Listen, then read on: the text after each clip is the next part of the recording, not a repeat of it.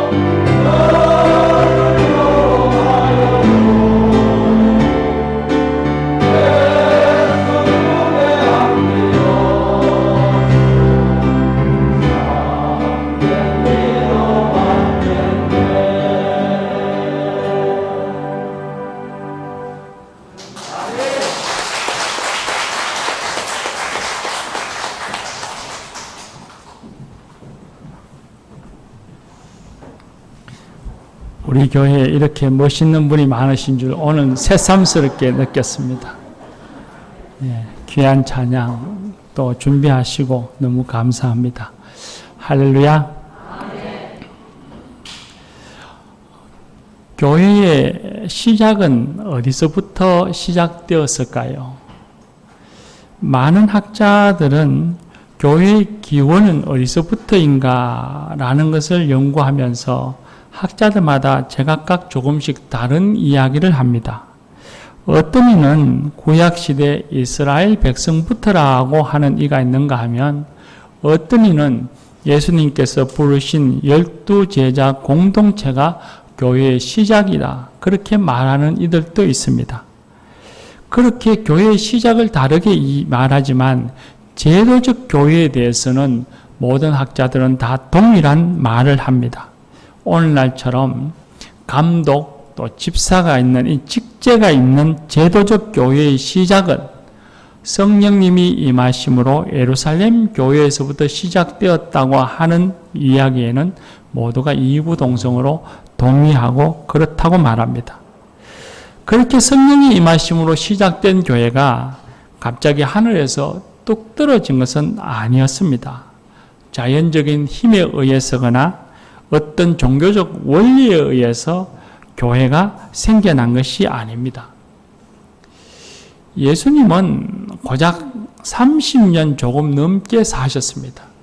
그리고 3년도 채 안 되는 기간에 제자들을 가르쳤는데 그 제자들도 지극히 평범한 사람들입니다. 갈릴리 시골에서 고기잡이하는 어부들이거나 유대인들로부터 매국노라고 손가락질 받고 멸시받던 세리들이었습니다. 그런 사람들이 예수님을 만나고 그들로 인해 교회가 생겨났습니다. 불교의 석가모니와는 매우 대조적인 모습입니다. 석가모니는 예수님처럼 30대에 깨달음의 경지에 이른 이후에 50년 가까운 세월 동안 제자들을 가르쳤습니다.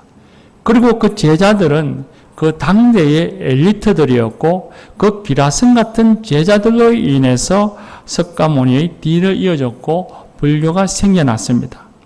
종교사회학적으로 보면 불교라는 종교가 시작되어진 것이 너무나 당연하게 여겨집니다. 그러나 교회는 그런 종교사회적인 원리에 의해서 일어나거나 생겨난 것이 아니었습니다. 예수님은 고작 3년도 채 제자들을 가르치지 않았고 그리고 그 제자들은 엘리트가 아니었습니다. 교회가 시작되어진 것은 성령의 역사하심이 있었습니다. 성령의 인도하심과 성령의 보호하심으로 말미암아 교회가 시작되었습니다. 그런데 그 성령의 역사하심 속에 또 하나의 응답이 있었는데 그것은 바로 사도들과 신자들의 피의 순교가 있었기 때문이었습니다. 눈물과 땀, 멸시와 핍박, 고난이 있었기에 교회가 세워질 수 있었습니다. 성경에서 알 수 있는 것처럼 예수님의 제자들 가운데 베드로와 요한도 대제사장을 비롯한 유대 지도자들로부터 구금되어지고 협박을 받아야 했습니다. 그 이후에 스데반 집사는 시민들의 돌 팔매질에 죽음을 당했고 야고보 사도는 헤롯 왕의 칼에 순교당했습니다. 그렇게 세워져가는 예루살렘 교회가 일반 예루살렘 신도들에게도 핍박이 닥쳤습니다. 예루살렘 신도들도 박해를 이기지 못해서 자신이 살고 있는 거주지 예루살렘을 떠나서 뿔뿔이 흩어져야만 했고 그렇게 해서 세워진 교회가 시리아 안디옥 교회였습니다. 그 위에 세워진 성경에 등장하는 모든 교회들, 아시아의 에베소 교회, 골로새 교회, 빌라델비아 교회, 스버나 교회와 같은 아시아의 모든 교회들, 또 지금은 유럽이라고 말하는 빌립보 교회, 고린도 교회, 로마 교회 등 각 지역마다 교회가 세워졌는데 그 지역마다 세워진 교회들이 그냥 자연스럽게 세워진 것이 아니었습니다. 평화롭게 믿는 사람들이 자발적으로 모여서 그렇게 생겨난 것이 아니었습니다. 거기에는 엄청난 고난이 있었습니다. 먼저는 복음을 전하는 바울사도와 같은 전도자들의 고난이 있었습니다. 바울사도는 고린도후서 11장 말씀에 자신이 복음을 전하고 교회를 세워가는 일에 얼마나 심한 고초를 겪었는가를 자세히 잘 이야기해 주고 있습니다. 유대인들에게 40에 하나의 감한매를 5번이나 맞았고 3번 태장으로 맞고 1번 돌로 맞고 3번 파선하고 일주야를 깊은 바다에서 지냈으며 강도와 강과 바다와 광야와 동족과 이방인의 위험이 있었고 여러 번 춥고 굶고 헐벗었다고 말했습니다. 바울사도의 일행들 또 그 외 전도자들, 사도들만이 아닙니다. 교인들 역시도 동일한 순환을 당했다는 것을 교회 사가들이 증거하고 있습니다. 예수님을 믿는다는 이유로 우상에게 절하지 않는다는 이유로 잡혀서 모진 고문을 받기도 했고 사나운 짐승들의 먹이로 원형 경기장에 던져지기도 했고 십자가에 매여 산채로 화형을 당하기도 했습니다. 그런 고난을 통해서 교회가 세워졌습니다. 한국교회 역시 마찬가지입니다. 야소교라고 하는 이름으로 전해진 복음에 세상 사람들은 예수 믿는 사람이 제사를 지내지 않는다는 이유로 구타하고 박해하고 멸시하고 사회 공동체 속에서 쫓아내었습니다. 그럼에도 불구하고 교인들은 교회를 세우기 위해서 복음을 전하기 위해서 개나리 보찜에 쪽복음 성경을 한쪽 한 페이지 한 페이지 낱장을 숨겨서 복음을 전했습니다. 죽음을 각오한 복음 전도였고 교회 세우기였습니다. 교회를 세우기 위해 먹거리가 귀한 시대에 가족들이 먹는 살 가운데 살 한 줌을 아껴서 헌금하고 그 헌금으로 선교하고 구제했습니다. 우리 신천제일교회도 마찬가지입니다.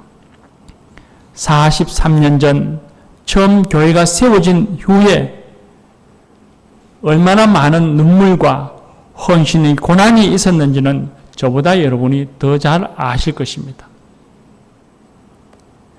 믿음의 선배들, 부모들 세대에 고난이 있었기에 42년이 되는 세월 동안에 교회는 든든히 서서 하나님이 맡기신 구원의 방주의 사명을 지금도 감당하고 있는 것입니다. 교우 여러분, 세상 어디에 세워진 교회든지 설령 지역의 한 작은 교회라 할지라도 박해 시대가 아니라 자유로운 오늘날에도 고통과 눈물, 헌신과 희생의 고난 없이 세워진 교회는 없습니다. 고난이 없었다면 아마도 교회는 세워지지 않았을 것입니다. 오늘날 우리가 신천제일교회에서 평안히 예배드릴 수 있는 것이 당연한 것이 아니고 자연스러운 것도 아니요 우연히 일어난 것도 아닙니다.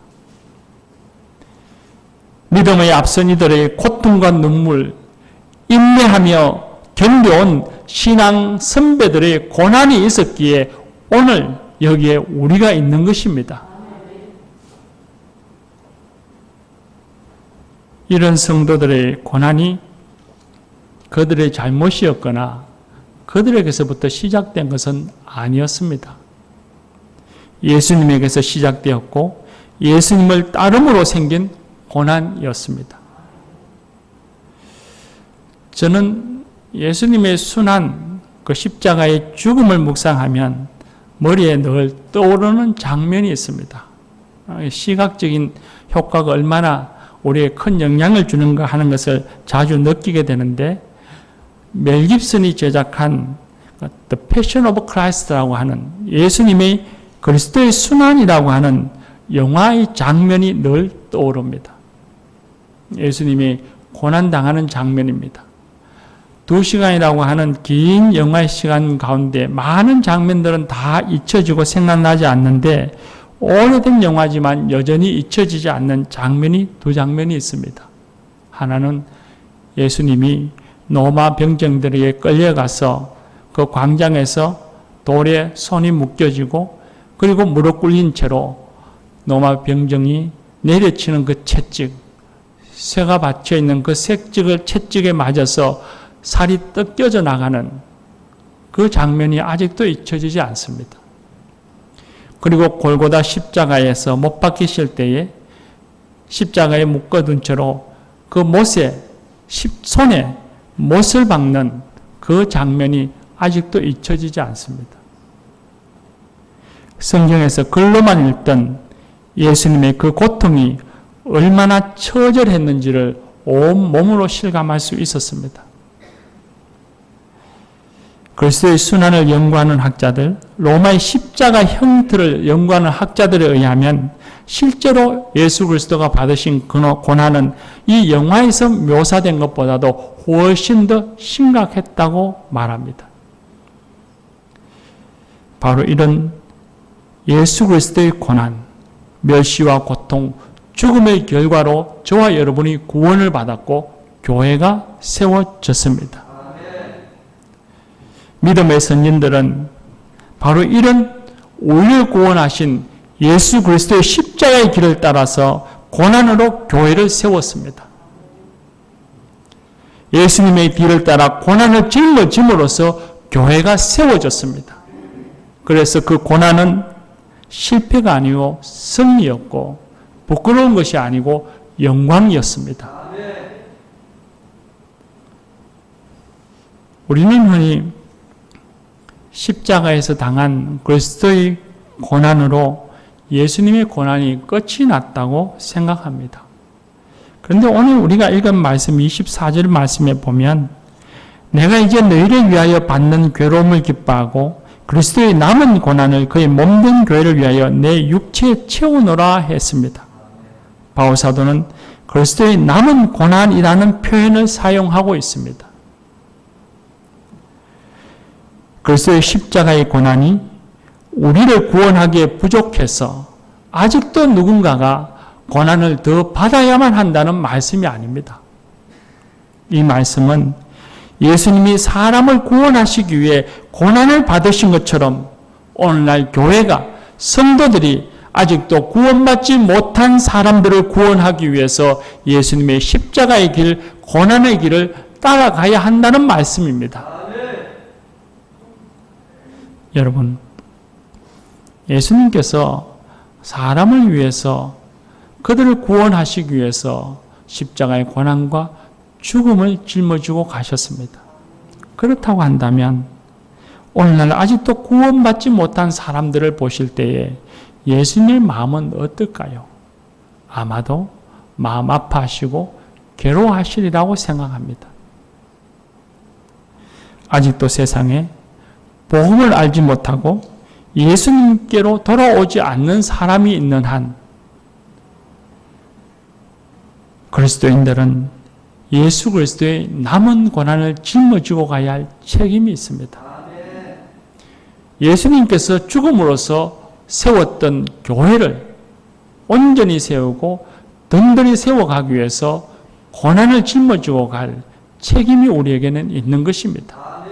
그래서 바울 사도는 예수님의 몸된 교회의 지체로서 교회를 위해 기꺼이 자신의 육체에 예수 그리스도의 고난을 내가 채워놓으라고 고백하고 있는 것입니다. 교우 여러분, 우리 모두는 예수님의 고난에 빚진 사람들입니다. 그리고 믿음의 선진들, 선배 신앙인들의 헌신과 희생, 그들의 그 고난에 우리가 빚진 사람들입니다. 빚진 사람들로서 이제 우리가 그리스도의 남은 고난을 자신의 몸에, 자신의 삶에 채워서 교회를 든든히 세워가야 하지 않겠습니까? 그럼 우리가 무슨 고난을 받아야 할까요? 첫 번째는 복음을 전하기 위해서 고난을 받아야 합니다. 우리는 하나님께로부터 아무런 대가 없이 구원이라고 하는 선물을 받았습니다. 구원의 선물을 받을 때 하나님께 우리가 지불한 것은 아무것도 없습니다. 그러나 하나님께서는 예수님이라고 하는 값비싼 세상의 모든 것을 주고도 바꿀 수 없는 사랑하는 독생자 예수님의 값을 치러 주셨습니다. 예수님을 치러 주심으로 지불하심으로써 우리를 구원하셨고 자녀 삼아 주셨습니다. 또한 우리의 믿음의 선배들도 우리에게 복음을 전하기 위해서 값비싼 대가를 치러야 했습니다. 그들의 헌신과 희생으로 인해서 우리가 복음을 접했고 믿었고 구원받은 하나님의 자녀가 되었습니다. 이제 우리도 누군가에게 복음을 전하는 고난을 짊어져야 하지 않겠습니까?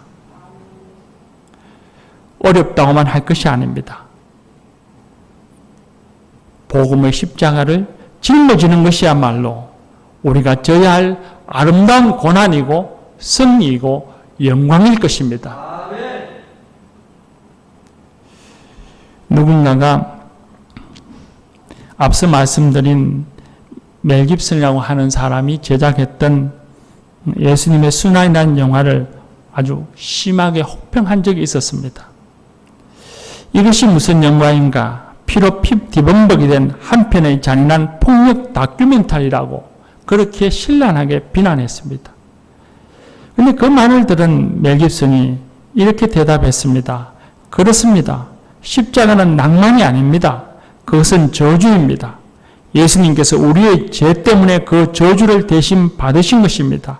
그것이 십자가의 비밀입니다. 라고 대답했다고 합니다. 그런데 이 멜 깁슨의 대답이 오늘 우리가 읽은 성경 말씀에서 바울 사도가 동일한 사실을 강조하는 것입니다. 오늘 우리가 읽은 말씀 26절, 27절 말씀에도 보면 복음이 비밀이라고 합니다. 복음이 예수님을 모르는 이방인들을 구원하는 유일한 비밀이요. 만세 전부터 죄인을 구원하시기 위해 하나님이 계획하신 비밀의 영광이라고 했습니다. 왜 그리스도의 십자가의 사건이 비밀이어야 했을까요? 죄의 심각성을 알지 못했기 때문입니다. 그러나 우리의 구원을 한번 생각해 보십시오. 저와 여러분은 복음의 소식을 듣고서 내 자신의 죄악을 깨달았습니다.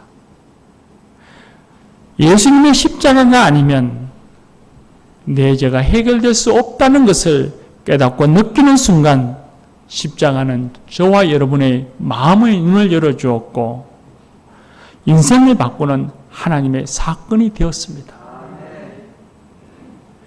이 기막힌 십자가의 은혜로 저와 여러분은 구원받은 사람들입니다. 그렇다면 이젠 더 이상 침묵할 수 없습니다. 어떤 대가를 지불하더라도 복음을 전해야 할 것입니다. 두 번째로 우리가 받아야 할 고난은 성도를 세우기 위한 고난을 받아야 합니다. 오늘 읽은 말씀 28절, 29절 말씀에 보면 바울 사도는 각 사람을 그리스도 안에서 완전한 자로 세우기 위함이라고 했습니다. 그리스도 안에 있는 한 영혼을 온전케 하기 위하여서 성령의 인도하심을 따라 성령의 역사하심을 따라서 온 힘을 다하여 자신의 모든 에너지를 소모하면서 기꺼이 고난을 감수하겠다고 말하고 있습니다. 우리가 믿음의 사람으로 이만큼 자라고 교회의 주역이 되고 주님의 몸된 교회의 한 지체로서 서 있을 수 있었음은 누군가의 수고와 헌신이 있었기 때문입니다. 오히려 그저 교회의 한 자리에 앉혀놓고 가만히 둔 것이 아니라 교회에 정착하고 주님의 몸된 교회의 지체가 되도록 많은 이들이 우리를 위해서 기도했고 우리를 배려해 주었고 우리를 위해서 사랑의 수고를 아끼지 않았기 때문에 저와 여러분이 주님의 몸된 교회의 지체가 되어지고 교회의 주역으로서 오늘 주님 앞에 예배드리고 있는 것입니다. 그러므로 이제는 우리가 나 아닌 교우들 한 사람 한 사람을 주님의 몸된 교회의 지체로서 온전히 정착하고 자라도록 인내하며 배려하고 세워가야 합니다. 우리가 주일 오후 귀한 시간에 마을 예배를 드리고 전도의 예배를 가짐도 바로 이런 이유 때문입니다. 모여서 원래만 한다면 사업 보고를 하고 회계 보고를 하고 그리고 전부 다 뿔뿔이 흩어질 것입니다. 말씀의 은혜를 나누고 중보기도 하며 예배를 드리고 친목회와 같은 친교의 시간, 성도의 교제의 시간을 가지는 것이 바로 교우들 한 사람 한 사람이라도 주님 안에서 온전한 신앙인으로 주님의 몸된 교회의 지체로 세우기 위한 노력의 일환인 것입니다. 모임에 참여하지 않는 형제 자매들, 이런저런 이유로 참여하지 못하는 교우들에게 모임의 소식을 알려주고 참여할 것을 권해야 합니다. 늘 모이는 사람만 모여야 할 것이 아니라 한 사람이라도 주님의 몸된 교회 안에서 온전히 세워주기 위해서 우리는 참여하지 않는 이들을 불러야 합니다. 그리고 기도하고 있음을 알려주고 나누어진 말씀의 은혜를 문자나 카톡으로도 나누고 안부를 묻고 그렇게 사랑으로 헌신의 고난으로 교회의 지체를 온전히 세워나가는 일에 힘써 노력해야 합니다. 그때에 사랑을 받은 그가 온전한 주의 제자가 되어서 복음을 전하며 교회의 고난을 감당하는 참 성도가 되어질 것입니다. 세 번째로 우리가 받아야 할 고난은 자기 자리를 지키는 것입니다. 예배의 자리, 기도의 자리, 사역의 자리, 직분의 자리를 지키는 것입니다. 몸된 교회에 지체된 사람들은 하나님으로부터 하나님이 주신 그리고 교회가 맡긴 자기의 자리값이 다 있습니다. 그 자리를 지키는 것입니다. 교회 생활 하다 보면 마음 상할 일도 있습니다. 어려움도 겪게 되어집니다. 그리고 교회 안에서 내 기대치를 다 만족시키지 못하는 부족함도 느끼게 될 것입니다. 그렇다고 해서 하나님이 주시고 교회가 맡긴 자리를 박차고 일어나서 포기해버리고 벗어나 그것을 떠나야 하는 것은 아닙니다. 그건 참된 신앙이라고 할 수 없습니다. 믿음의 선배들을 한번 생각해 보십시오. 그들도 신앙생활 하면서도 우리와 동일한 것을 경험했을 것입니다.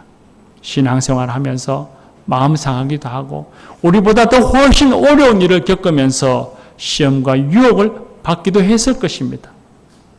그럼에도 불구하고 믿음의 선배들은 그 어려움 속에서도 하나님이 주신 자신의 자리를 지켜내었기에 오늘의 교회가 여기까지 세워져 왔고 오늘 그들의 그늘 아래서 우리가 평안하게 예배드리며 하나님의 은혜를 누리고 있는 것입니다. 오늘 우리가 읽은 말씀에 보면 바울사도는 사도됨의 자리, 교회의 일꾼됨의 자리, 직분의 자리, 하나님이 그에게 맡기신 그 자리를 온전히 지켰다고 말합니다. 힘써 내가 수고하였다고 말합니다. 고난 가운데 인내하며 지킴으로써 교회가 세워졌습니다. 우리들도 하나님이 주시고 교회가 맡기신 자리를 우리가 지켜내어야 합니다. 고난을 인내하며 감수해야 하는 것입니다.